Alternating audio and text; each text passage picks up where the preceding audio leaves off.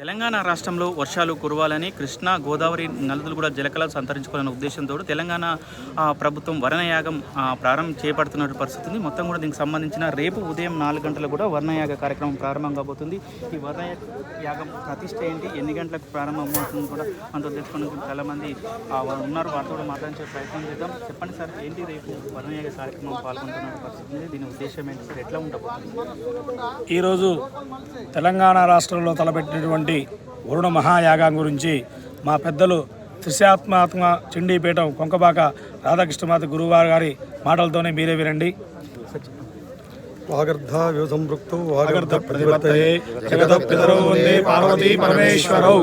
ఈ జగత్తు మొత్తాన్ని కూడా పార్వతీ పరమేశ్వరులు జగత్తుకు మాతాపితరులు తల్లిదండ్రులైనారు.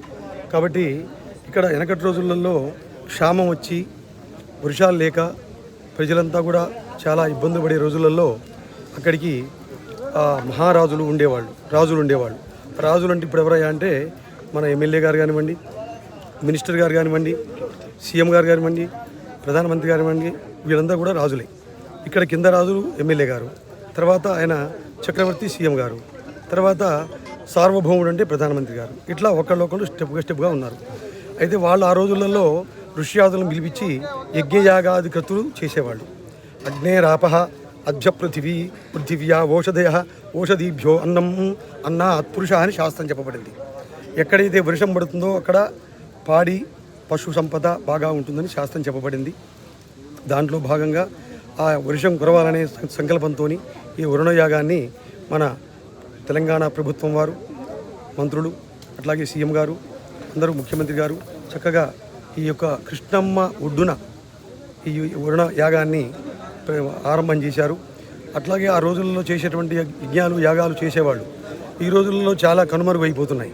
కానీ ఇప్పుడు కూడా ఈ వర్షాలు కురవాలి, సుభిక్షంగా ఉండాలి, దేశం సుభిక్షంగా ఉండాలి, జనులంతా కూడా సుఖశాంతులతో వర్ధిల్లాలి, లోక సంరక్షణార్థం విశ్వ మానవ కళ్యాణం కొరకు జరిగే ఈ మహత్తర యాగంలో ప్రభుత్వ ప్రధానాధికారులు అట్లాగే ప్రజాపాలకులు అందరూ కూడా సమన్వయంగా ఉండి ఇక్కడ ఇంతటి మహత్తర యజ్ఞాన్ని ఆ వరుణదేవుడి యొక్క కృపా కటాక్షాలు కలిగి దేశం సుభిక్షంగా ఉండాలి.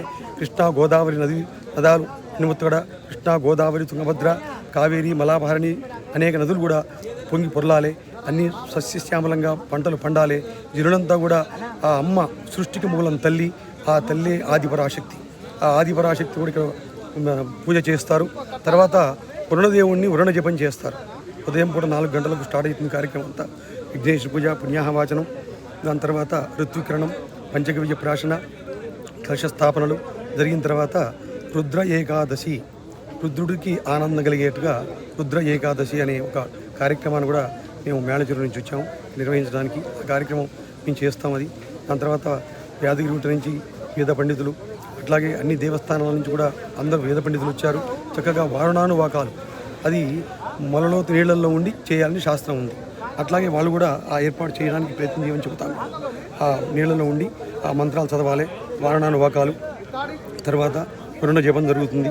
తర్వాత ముందు మనకి ఇల్లు కట్టేటప్పుడు ఎట్లాగైతే ఫౌండేషన్ ఎట్లా ఉంటుందో నవగ్రహాలు ముఖ్యం. ఈ నవగ్రహాల సంచారం బట్టి లోకం సుభిక్షంగా ఉండడానికి ప్రధాన కారకులు నవగ్రహాలు. వాడికి కూడా నవగ్రహ జపం జరుగుతుంది.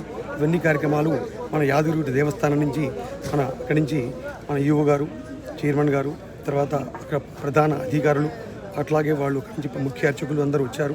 వారి యొక్క సారథ్యంలో ఈ కార్యక్రమం అంతా కూడా చక్కగా మన తెలంగాణ నుంచి వచ్చినటువంటి అర్చకులు, పండితులు, అనేక దేవాలయాల నుంచి పండితుల చేత జరిగి ఈ రాష్ట్రం, దేశం కూడా సుభిక్షంగా ఉండాలి.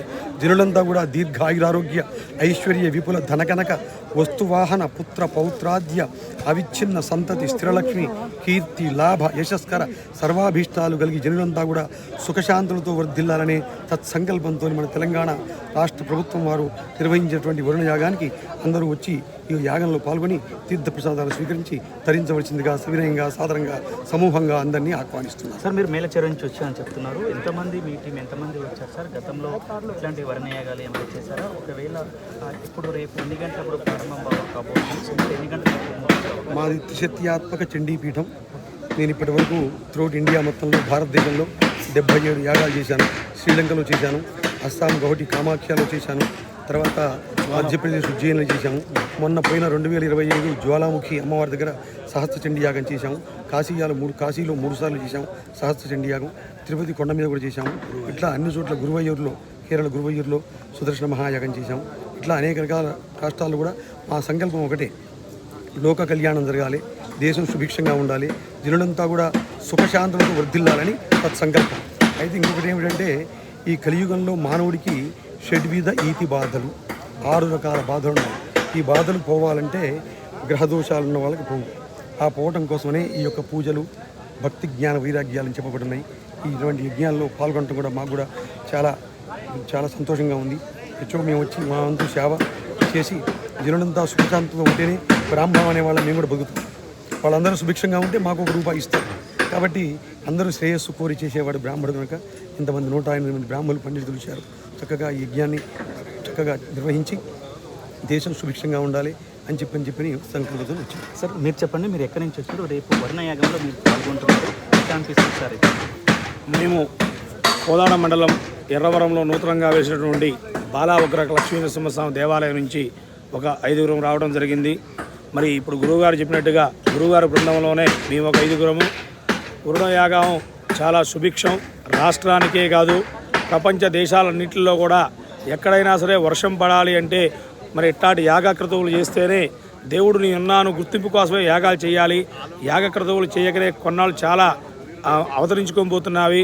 మరి ఇలాంటి వరుణయాగము మనకు తెలిసి భవిష్యత్తులో మేము దగ్గర 42 సంవత్సరాలు ఈ తెలంగాణ రాష్ట్రంలో ఈ నాగార్జున ఏరియాలో మొట్టమొదటిగా మన ముఖ్యమంత్రి వర్యులు మంత్రి ఉత్తమ్ కుమార్ రెడ్డి గారి ఆధ్వర్యంలో నవ్వబోతున్న ఈ వరుణయాగానికి మేమందరం కూడా డబ్బుని ఆశించకుండా వరుణయాగం బాగుండాలి, జనులు బాగుండాలి, రాష్ట్రం బాగుండాలి, పాడి పంటలు పండగాలి, సమృద్ధిగా వర్షాలు కురిసి అందరూ ఆనందోత్సవాలతో ఉండాలని. ఎందుకంటే ముందుగా ముఖ్యంగా 2 నెలల బట్టి కూడా ఎల్లో తుఫాన్ అని చెప్పి జనాల్ని భయభ్రాంతులు చేస్తున్నారు. ఈ వరుణయాగం ముహూర్తం పెట్టిన 3 రోజుల నుంచి కూడా రోజు కొద్ది గొప్ప వర్షం పడుతూనే ఉంది. ఈ వర్షం ఆగకుండా కృషి పంటల్లో బండాలి, చెరువులు నిండాలని చెప్పి ఆకాంక్షతో మేము నిర్వహించబోతూ ఉన్నాం. సార్ మీరు ఎక్కడి నుంచి వచ్చినారంటే సార్ మీరు యాగంలో పాల్గొంటున్నారు? ఇంతరపాలెం మండలం, సూర్యాపేట జిల్లా, రేవలగిరి చంద్రమౌళి స్వామి దేవస్థానం నుంచి వచ్చాము. మేము రుద్రాభిషేకం చేస్తాం. శివుడికి రుద్రాభిషేకం చేస్తే పరమేశ్వరుడు సంతోషపడి వర్షాలు కురిపిస్తారు. అది పరాశక్తి అమ్మవారు పరమేశ్వరుడు చేదని మంచిగా వర్షాలు పడి, రుద్రుడికి అభిషేకం అంటే ఇష్టం. ఎంత అభిషేకం చేస్తే వర్షం పడుతుంది. మరి అట్లా వర్షం పడి ప్రజలందరూ పాడి పంటలు కలిగి సుఖంగా ఉండాలని కోరుకుంటూ ఈ యాగాన్ని ప్రారంభం చేయబోతున్నాం. తెల్లవారు 4 గంటలకు రేపు.